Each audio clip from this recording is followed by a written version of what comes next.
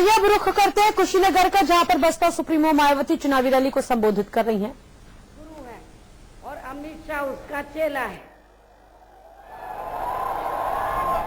तो जब से ये वोट पड़ना शुरू हुआ है और 5वें चरण का आज वोट पड़ा है, तो तब से लेकर अब तक पहले चरण के बाद से और चौथे चरण तक तो इन दोनों गुरु और चेले की हालत बहुत ज्यादा खराब हो गई है। इनको ये मालूम पड़ गया है कि ये गुरु और चेले अब उत्तर प्रदेश की सत्ता में किसी भी कीमत पर काबिज होने वाले नहीं हैं। इसलिए ये बेचारे गुरु और चेले जो बाकी चरण बचे हैं, तो बाकी चरण में और ना हालत बीजेपी की खराब हो जाए, अपने कार्यकर्ताओं का मनोबल बढ़ाने के लिए प्रधानमंत्री भी और उनका चेला अमित शाह भी अपनी हर चुनावी जनसभा में यही बोलते हैं, बीजेपी सरकार बनाने के लिए जा रही है। लेकिन उनके चेहरे नहीं बोल रहे हैं, उनके चेहरों के तो नूर उतरे हुए हैं। उनके जो चेहरे हैं उनके नूर उतरे हुए हैं।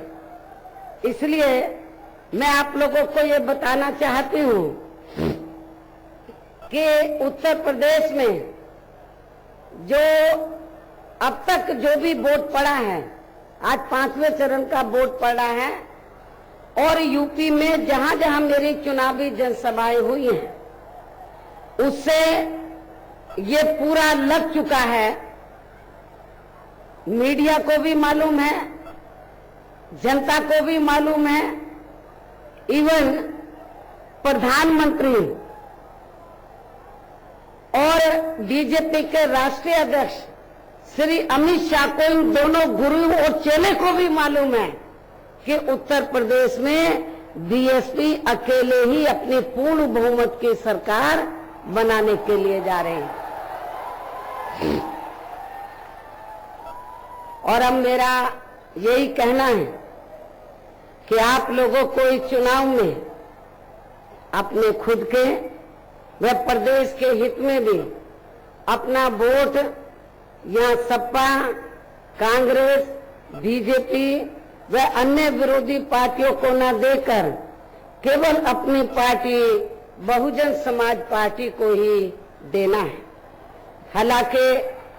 इन विरोधी पार्टियों में से खासकर सपा व बीजेपी के बारे में आप लोगों को ये मालूम है कि उत्तर प्रदेश में सपा के लगभग 5 वर्षों के और केंद्र में बीजेपी व प्रधानमंत्री श्री नरेंद्र मोदी के लगभग 2.25 वर्षों के कार्यकाल के दौरान यहाँ इन दोनों ही सरकारों की गलत नीतियों व गलत कार्यकलापों के कारण अब यहाँ प्रदेश के लगभग 22 करोड़ जनता में जो जबरदस्त नाराजगी व आक्रोश व्याप्त है, वह किसी से छिपा हुआ नहीं है। ऐसे हालातों में अब बीजेपी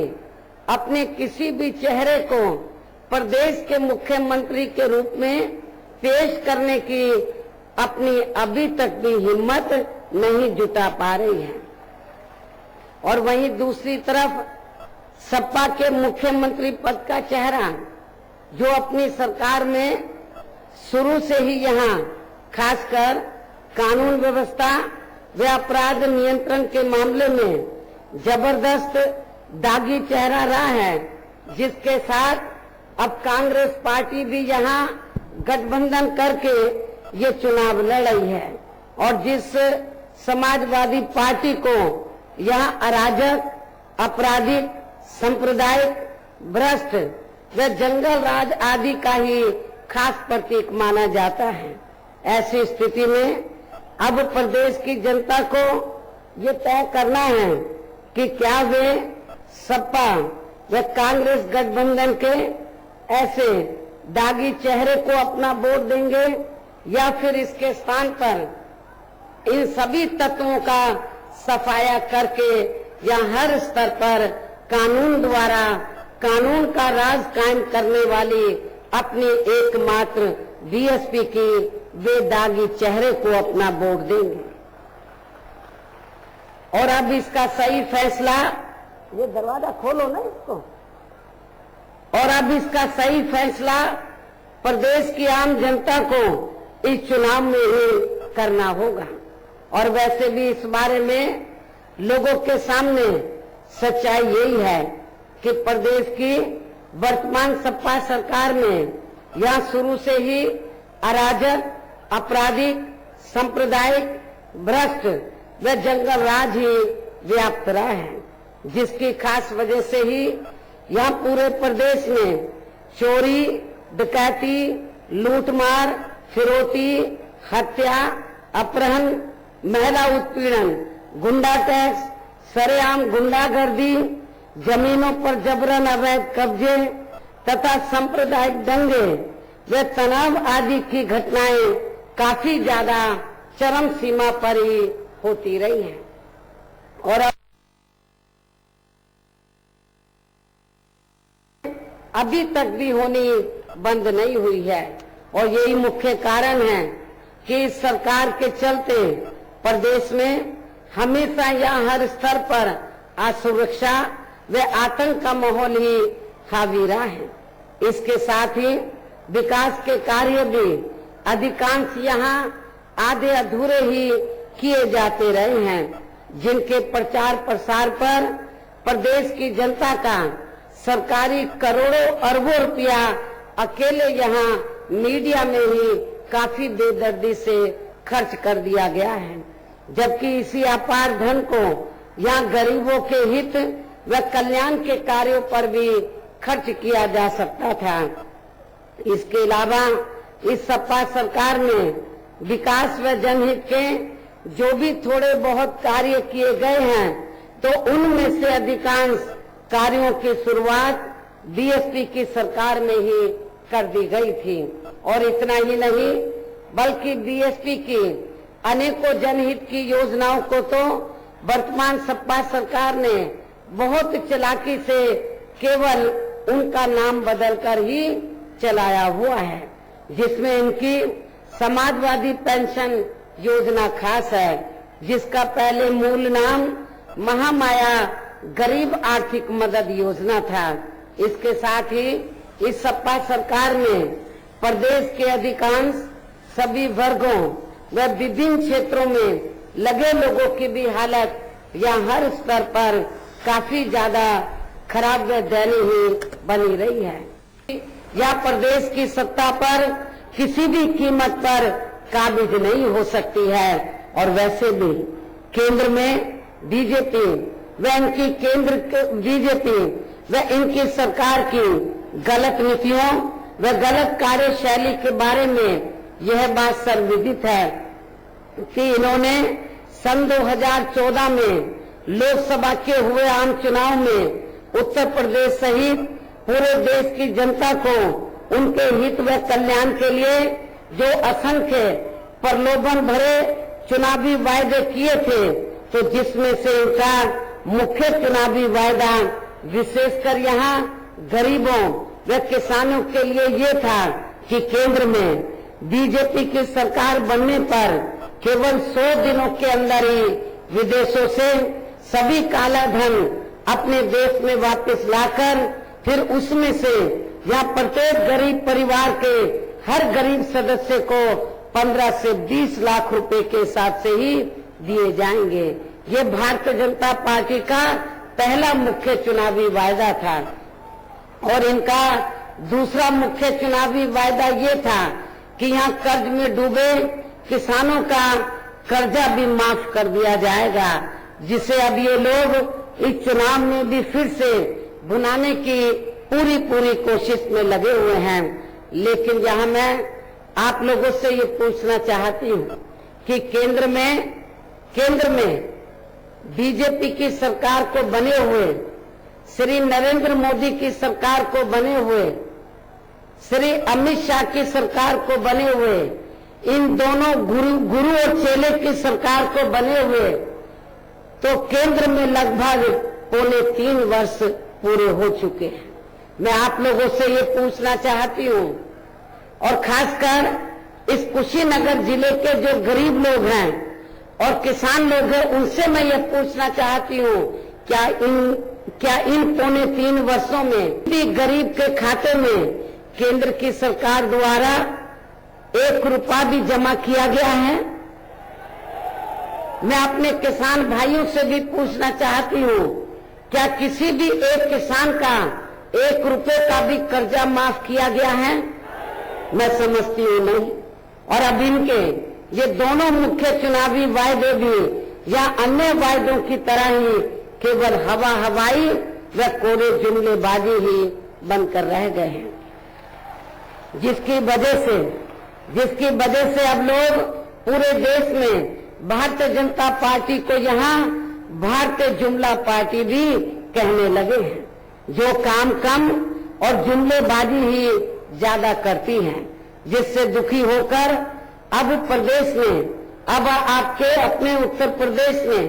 हमारे इस उत्तर प्रदेश में अपने गोद लिए हुए ऐसे बाहरी बेटे श्री नरेंद्र मोदी को गुजरात में वापस भेजने का और अब इनके स्थान पर अपनी खुद की बेटी को ही फिर से यहाँ अपना आशीर्वाद देने का पूरा पक्का मन बना लिया है। और अब मेरा यही कहना है कि उत्तर प्रदेश सहित पूरे देश में बीजेपी व इनकी केंद्र की सरकार ने अपने लोकसभा चुनावी वायदों का अब तक लगभग 1/4 हिस्सा कार्य भी पूरा नहीं किया है, और जिन पर से जनता का ध्यान बांटने के लिए अब तक इन्होंने किस्म किस्म की नाटकबाजी भी खूब की है, जो आप लोगों से छिपी हुई नहीं है। और इसी क्रम में फिर इन्होंने केवल अपने राजनीतिक स्वार्थ में आज से लगभग 3 महीने पहले देश में काला धन व भ्रष्टाचार पर अंकुश लगाने की आड़ में वैसे देश हिस्से भी जोड़कर फिर बिना पूरी तैयारी के ही पूरे देश भर में अचानक 500 व 1000 रुपए के नोटों पर पाबंदी लगाने का यह एक ऐसा अति जनपीड़ादायी फैसला ले लिया, जिसकी मार से देश की आम जनता अभी तक भी पूरे तौर से उभर नहीं पा रही है। और इनके इस फैसले से और इनके इस नोटबंदी के फैसले से अब तक पूरे देश में लाखों करोड़ों लोग बेरोजगार भी हो चुके हैं, जबकि वहीं दूसरी तरफ पूरे देश भर में एक ये भी आम चर्चा है कि बीजेपी व खासकर प्रधानमंत्री श्री नरेंद्र मोदी ने नोटबंदी के लिए गए अपने इस फैसले से पहले ही यहाँ 10 महीनों के अंदर अपनी पार्टी का व अपने वरिष्ठ नेताओं का तथा अपने चहेते बड़े बड़े पूंजीपतियों व धन्ना सेठों का भी काला धन पूरे तौर से ठिकाने लगवा दिया था, जिसके बारे में बीएसपी द्वारा खुली चेतावनी देने के बावजूद भी इन्होंने इसका मीडिया में अभी तक भी खुलासा नहीं किया है। इससे ये साफ जाहिर होता है कि दाल में थोड़ा नहीं बल्कि पूरी दाल ही हमें काली की काली ही नजर आती है। इसलिए अब बीजेपी एंड कंपनी के लोगों को अपने विरोधियों पर खासकर भ्रष्टाचार के मामले में कुछ भी बोलने का अब नैतिक अधिकार नहीं रहा है। और इतना ही नहीं बल्कि इन्होंने देश की जनता को आज तक ये भी नहीं बताया है कि देश में नोटबंदी करने के बाद इन 3 महीनों के अंदर कितना काला धन इकट्ठा किया गया है और इसकी कितने लोगों को सजा दी गई है। इस बात का खुलासा इन्होंने आज तक नहीं किया है। और अब इससे ये स्पष्ट हो जाता है कि इनका ये नोटबंदी का फैसला केवल अपने राजनीतिक स्वार्थ में अपने लोकसभा चुनावी वायदों पर से जनता का ध्यान बांटने के लिए ही लिया गया है, इसके सिवाय कुछ नहीं है। सामाजिक क्षेत्र में भी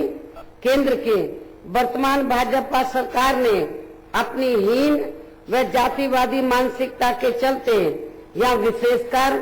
उत्तर प्रदेश सहित पूरे देश के दलितों,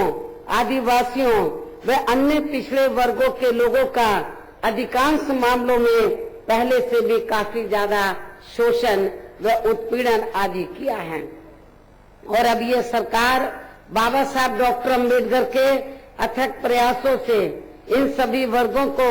भारतीय संविधान में मिले आरक्षण व अन्य और कानूनी अधिकारों को भी अपने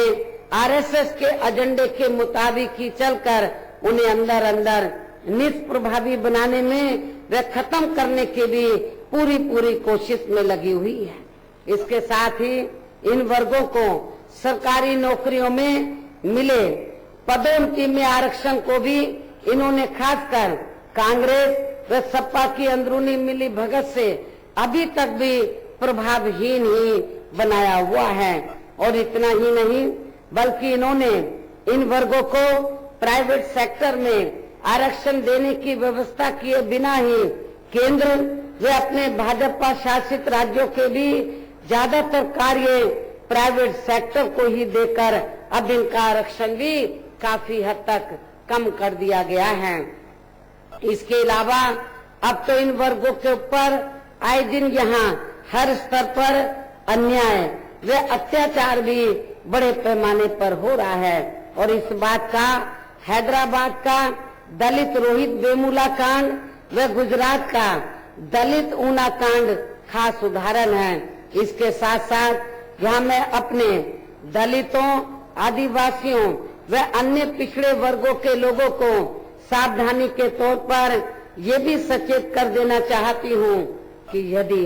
इस चुनाव में किन्हीं कारणवश बीजेपी प्रदेश की सत्ता में आसीन हो जाती है तो तब फिर यह पार्टी व इनकी केंद्र की सरकार अपने आरएसएस के एजेंडे के मुताबिक ही चलकर यह मौका पाते ही या तो आपके पूरे आरक्षण को खत्म कर देगी या फिर इसे पूरे तौर से प्रभावहीन ही बना देगी। और ये सब खबरें हमें कुछ खास सूत्रों से बराबर सुनने के लिए मिल रही हैं।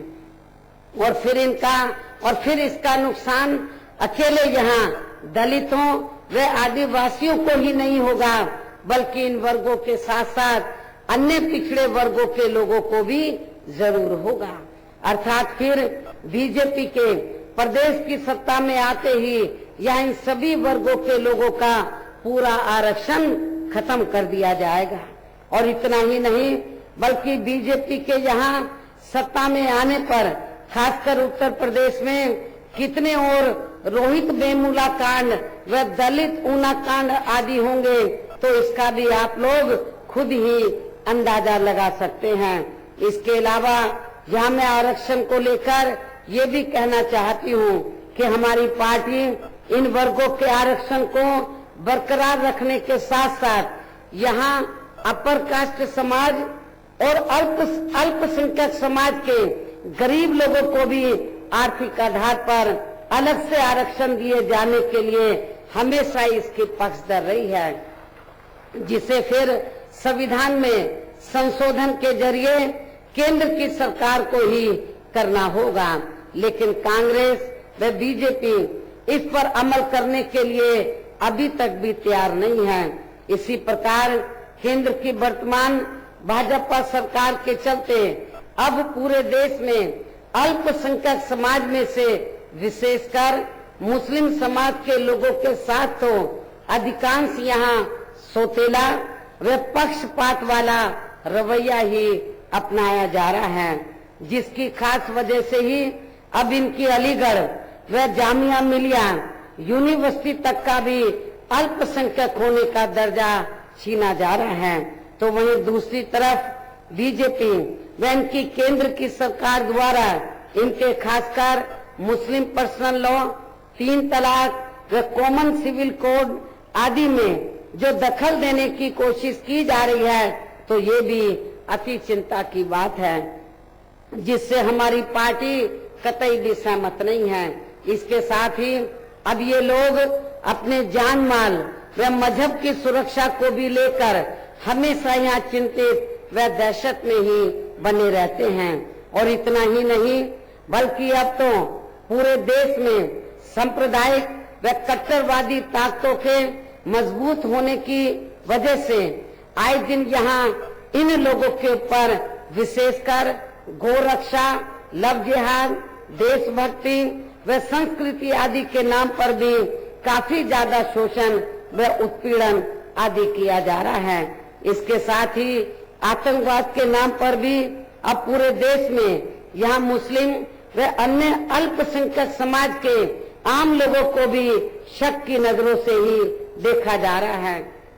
जिससे हमेशा इनमें असुरक्षा की भावना ही बनी रहती है। और अब ऐसी स्थिति में यहाँ सच्चर कमेटी की रिपोर्ट का लागू होना वर्तमान केंद्र की भाजपा सरकार में तो कतई भी संभव नहीं हो सकता है। ऐसी स्थिति में अब बीजेपी के नेता लोग ऐसी स्थिति में अपनी खराब हालत को देखते हुए तो अब ऐसी स्थिति में बीजेपी के चाहे छोटे नेता हैं या बड़े नेता हैं, तो ऐसी स्थिति में अब भारतीय जनता पार्टी के सभी छोटे बड़े नेता अपनी चुनावी जनसभाओं में अपने वोट की खातिर जनता को क्या कह रहे हैं, और खासकर बीजेपी के राष्ट्रीय अध्यक्ष श्री अमित शाह अपनी हर चुनावी जनसभा में क्या बोल रहे हैं। वैसे तो अन्य नेता लोग भी बोल रहे हैं, दोनों गुरु और चेले भी बोल रहे हैं, प्रधानमंत्री और अमित शाह ये दोनों भी बोल रहे हैं, लेकिन इनके हर छोटे से छोटा नेता भी बोल रहा है अपने बड़े नेताओं की भाषा।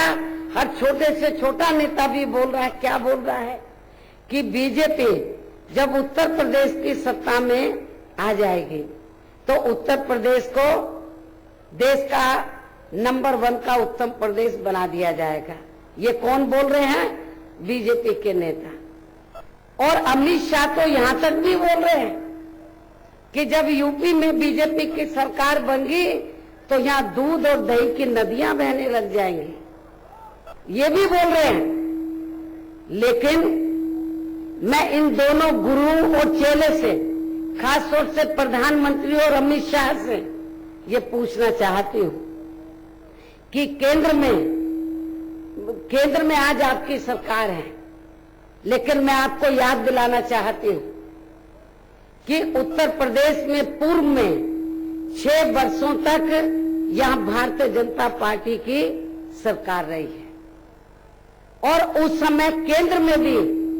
अधिकांश बीजेपी की ही सरकार रही है। तो मैं बीजेपी एंड कंपनी के लोगों से पूछना चाहती हूं कि जब उत्तर प्रदेश में 6 वर्षों तक यहां पर बीजेपी की सरकार रही थी तो उस समय भारतीय जनता पार्टी ने यहां अपने उत्तर प्रदेश को देश का नंबर 1 का उत्तम प्रदेश क्यों नहीं बना दिया था? उस समय यह उत्तर प्रदेश में अपने 6 वर्षों के शासनकाल में यहाँ दूध और दही की नदियां क्यों नहीं बहा दी गई थी? लेकिन अपने वोट की खातिर जब सत्ता में होते हैं तो ये सत्ता के नशे में इतने चूर हो जाते हैं कि फिर अपने वायदों को ही भूल जाते हैं, जैसा कि लोकसभा चुनावी वायदों को भूल गए और अब विधानसभा आम चुनाव में नए नए वादे कर रहे हैं। जब ये पावर में होते हैं तो तब इनको अपने वायदों का ख्याल नहीं होता है, जब सत्ता में आ जाते हैं तो सत्ता का इतना नशा इनको चढ़ जाता है, फिर ये इंसान को इंसान नहीं समझते, गरीब को गरीब नहीं समझते। कानून व्यवस्था के मामले में भी मैं इनको ये कहना चाहती हूँ, जब केंद्र में ये भारतीय जनता पार्टी अपने अधीन में चल रही दिल्ली के कानून व्यवस्था को भी ठीक ढंग से संभाल नहीं सकती है और यहाँ बात कर रहे हैं कानून व्यवस्था को संभालने की, जबकि यूपी की आबादी दिल्ली से कई गुना ज्यादा है। जब ये अपने अधीन में दिल्ली के कानून व्यवस्था को संभाल नहीं सकते हैं तो फिर यहाँ उत्तर प्रदेश की कानून व्यवस्था को यहाँ कैसे संभाल सकते हैं? और अब संक्षेप में मेरा यही कहना है कि यदि आप लोग वे आपके क्षेत्र के साथ साथ पूरे उत्तर प्रदेश के लोग भी बीजेपी व अन्य विरोधी पार्टियों की इन सब बातों को ध्यान में रखकर वे इनके सभी साम दाम दंड भेद आदि हथकंडों से भी सावधानी बरतते हुए ये चुनाव लड़ते हैं और इस मामले में खासकर ये लोग इनके प्रलोभन भरे चुनावी घोषणा पत्रों के भी बहकावे में नहीं आते हैं। इसके साथ ही विरोधी पार्टियों द्वारा मैनेज किए गए मीडिया व ओपिनियन पोल एवं सर्वे आदि में भी जबरदस्ती की अपने अपने पक्ष में हवा बनाने वाली इनकी खबरों से भी ये लोग गुमराह नहीं होते हैं। तो तब फिर इस चुनाव में बीएसपी को अकेले ही अपनी पूर्ण बहुमत की सरकार बनाने से फिर यहाँ कोई भी ताकत रोक नहीं पाएगी। लेकिन इसके साथ ही यहाँ मैं खासकर पूर्वांचल क्षेत्र के लोगों को, आपका ये कुशीनगर जिला भी पूर्वांचल में आता है और बहुत पिछड़ा हुआ है, तो इसके साथ ही यहाँ मैं खासकर पूर्वांचल क्षेत्र के लोगों को, आपके कुशीनगर जिले के लोगों को भी, अर्थात पूरे पूर्वांचल क्षेत्र के लोगों को ये भी कहना चाहती हूँ, आज के पूर्वांचल क्षेत्र के जो लोग कांग्रेस पार्टी की हुकूमत के दौरान से ही अपनी रोटी रोजी के लिए बड़ी तादाद में मुंबई में चले गए हैं, तो वहां उनके साथ खासकर बीजेपी व इनकी सहयोगी पार्टी शिवसेना द्वारा जो आए दिन सौतेला रवैया अपनाया जा रहा है, तो इसका भी बदला अब आप लोगों को इस चुनाव में यहाँ भारतीय जनता पार्टी से ब्याज सहित लेना है, क्योंकि आपके पूर्वांचल के लोग बड़ी तादाद में मुंबई में हैं। आए दिन वहां पर बीजेपी व शिवसेना के लोग जिस तरीके से उनका अपमान करते हैं, उनका शोषण करते हैं, क्या इस चुनाव में आप ऐसी पार्टी को वोट देंगे? खासकर पूर्वांचल के लोग वोट देंगे? मैं समझती हूँ कि आपको वोट नहीं देना चाहिए। इसी प्रकार कांग्रेस पार्टी भी यूपी के दिल्ली में बसे हुए लोगों को गंदगी बताकर, इसी प्रकार कांग्रेस पार्टी भी यूपी के दिल्ली में बसे हुए लोगों को गंदगी बताकर जो उनका अब तक काफी अपमान करती रही है,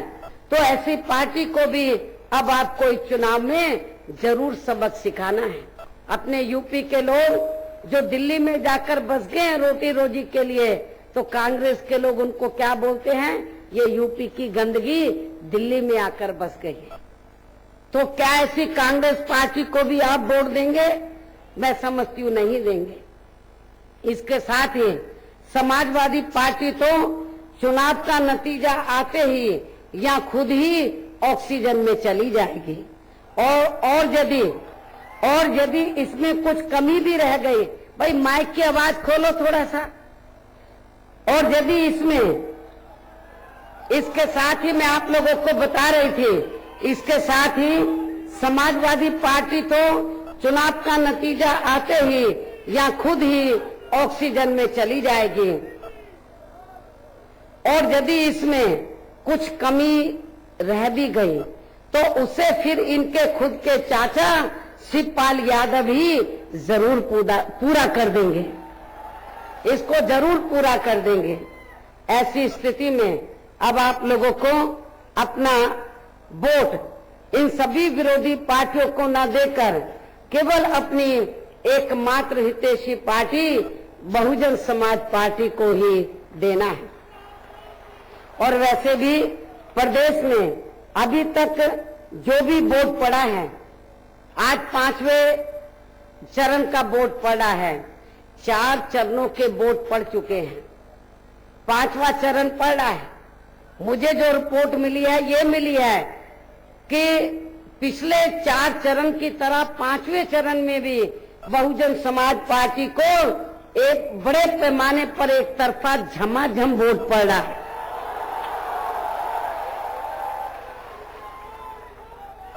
तो उससे अब तक हो गया भाई, बहुत हो गए नारे। तो उससे अब तक के यही शुभ संकेत मिल रहे हैं कि अब इस चुनाव में बीएसपी की अकेले ही अपनी पूर्ण बहुमत की सरकार बनने के लिए जा रही है, जिसे बीजेपी ने अंदर अंदर स्वीकार भी कर लिया है। और अब बीजेपी यहाँ वास्तव में सपा व कांग्रेस से दूसरे व तीसरे नंबर पर आने के लिए ही ये चुनाव लड़ रही है। और अब इस चुनाव में इनका बिहार के विधानसभा चुनाव से भी काफी ज्यादा बुरा हाल होने वाला है। और वैसे भी अब इनके वरिष्ठ नेताओं के तो अभी से ही चेहरे के नूर तक भी उतरने लगे हैं। अर्थात अब इस चुनाव में वास्तव में यहाँ बीजेपी के गुरु व चेले के यानी कि श्री नरेंद्र मोदी व श्री अमित शाह के साथ साथ यहाँ सपा के बबुआ के भी सुनामी वाले ही काफी बुरे दिन आने वाले हैं। और खासकर अब इस सपा के बबुआ को तो यहाँ सपा की भाभी भी नहीं बचा पाएगी। इन्हीं जरूरी बातों के साथ ही अब मैं आप लोगों को ये भी यकीन दिलाना चाहती हूँ कि उत्तर प्रदेश में बीएसपी की सरकार बनने पर सर्वप्रथम यहाँ सपा के गुंडों, बदमाशों, माफियाओं, अराजक, भ्रष्ट व सांप्रदायिक तत्वों के जंगल राज का सफाया कर दिया जाएगा, खात्मा कर दिया जाएगा। और ऐसे सभी आपराधिक तत्वों को फिर जल्दी ही जेल की सलाखों के पीछे भेज दिया जाएगा, जहां इनकी मेरी सरकार में सही व असली जगह होती है, ताकि फिर प्रदेश में हमारी बहन बेटियां अपने किसी भी जरूरी कार्य से दिन छिपे के बाद भी अकेले ही बाहर आ जा सके। लेकिन इसके साथ ही यहाँ मैं ये भी कहना चाहती हूँ कि प्रदेश में किसी भी जाति व धर्म से जुड़े जिन बेकसूर लोगों को जबरदस्ती अपराधी बनाकर उन्हें वर्षों से जेलों में कैद करके रखा हुआ है, तो उन मामलों की हमारी सरकार द्वारा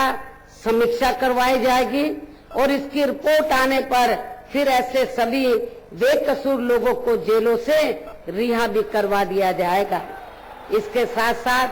वर्तमान सपा सरकार में जिन पीड़ित लोगों की थानों में एफआईआर दर्ज नहीं की गई है, तो उनकी विशेष अभियान के जरिए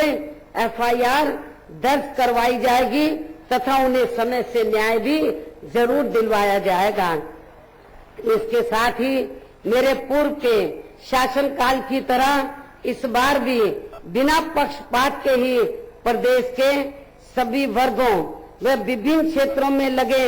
लोगों के हित व कल्याण का भी हर स्तर पर पूरा ध्यान रखा जाएगा। और इस मामले में खासकर यहाँ सबसे ज्यादा परेशान हालत में चल रहे किसानों की अकेले गन्ना ही नहीं अन्य सभी फसलों की भी बकाया पड़ी धनराशि का भी फिर बहुत जल्दी ही भुगतान करवा दिया जाएगा। और इनकी यानी कि किसानों की अन्य सभी समस्याओं का भी समय से ही समाधान कर दिया जाएगा। इसके अलावा मेरी सरकार द्वारा प्रदेश के समूचे व्यापारियों की सुरक्षा करने के साथ साथ इनके व्यापार से जुड़ी सभी समस्याओं के निदान के लिए भी इस बार एक अलग से आयोग का गठन किया जाएगा। इसके साथ ही प्रदेश में रोजमर्रा की सभी जरूरतों को भी समय से ही पूरा करवाया जाएगा। और इतना ही नहीं बल्कि मेरी सरकार में जनहित व जन कल्याण की जो भी योजनाएं शुरू की गई थी तो उन्हें भी फिर से चालू कर दिया जाएगा। इसके साथ ही सपा सरकार ने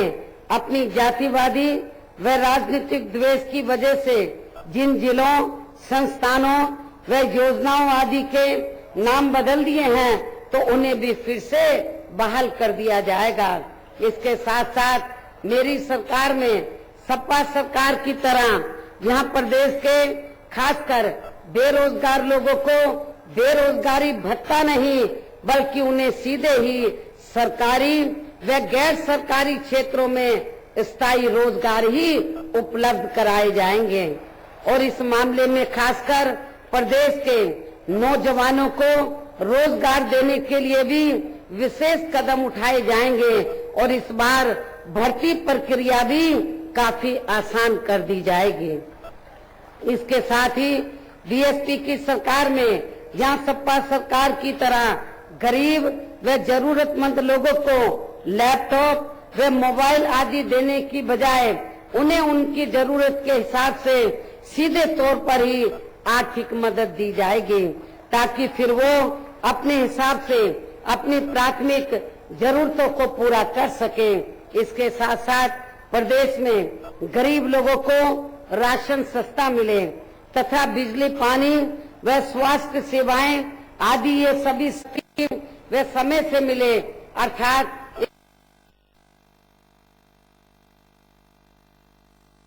उठाए जाएंगे। इसके साथ ही प्रदेश के प्राथमिक स्कूलों में वर्तमान सपा सरकार की तरह अब बच्चों को पका हुआ घटिया व कीड़े वाला खाना नहीं दिया जाएगा बल्कि इसके स्थान पर इस बार हमारी सरकार द्वारा इन बच्चों को दूध, बिस्कुट, अंडा, चना, केक व फल आदि ही दिए जाएंगे और इनकी क्वालिटी का भी विशेष ध्यान रखा जाएगा। मुझे मालूम है कि सरकारी प्राथमिक स्कूलों में अमीरों के बच्चे नहीं पढ़ते हैं, हमारे अपने गरीब लोगों के ही बच्चे पढ़ते हैं। इसके अलावा प्रदेश में खासकर गरीब, मजदूर, छोटे किसान व अन्य मेहनतकश लोग भी जो बरसों से यहाँ छोटे छोटे कर्जों में काफी बुरी तरह से डूबे हुए हैं और उनसे वसूली के लिए बैंक वाले आए दिन उन्हें परेशानी करते रहते हैं, जिसकी वजह से अभी तक यहाँ काफी लोगों ने तो दुखी होकर अपनी आत्महत्या तक भी कर ली है, जिसे गंभीरता से लेते हुए इस बार हमारी पार्टी की सरकार द्वारा इन सभी दुखी व पीड़ित लोगों के 1 लाख रुपए तक के कर्ज भी जरूर माफ कर दिए जाएंगे।